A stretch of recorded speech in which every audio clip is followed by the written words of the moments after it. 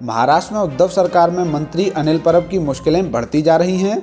दरअसल कुछ दिनों पहले बीजेपी नेता किरीट सोमैया की तरफ से ट्वीट कर ये बड़ा दावा किया गया था कि अनिल परब जो महाराष्ट्र सरकार में परिवहन मंत्री हैं, उन्होंने अवैध तरीके से रिसोर्ट का निर्माण कराया है।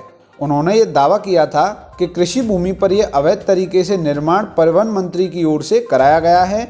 इस मामले को लेकर महाराष्ट्र में सियासत भी खूब गरमाई थी, लेकिन अब महाराष्ट्र सरकार ने लोकायुक्त के पास जो हलफनामा दायर किया है, उसमें ये बड़ी जानकारी सामने निकल कर आई है। उसमें ये साफ हो चुका है कि दमोल में अनिल परब द्वारा बनाया गया रिसोर्ट अवैध है, यानी वो कृषि भूमि पर ही बनाया गया है। ये साफ हो गया है।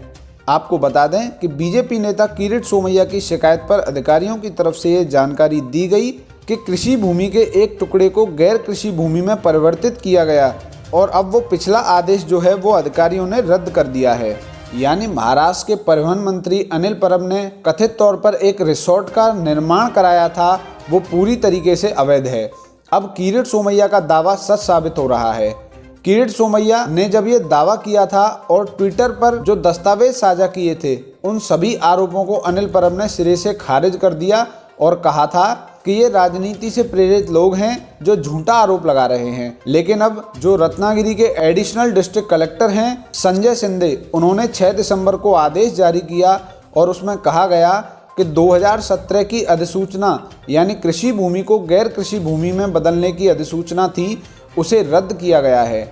यानी कृषि भूमि को सत्ता का दुरुपयोग करते हुए गैर कृषि भूमि में परिवर्तित किया गया। उसके बाद अवैध तरीके से अनिल परब ने रिसोर्ट का निर्माण कराया है।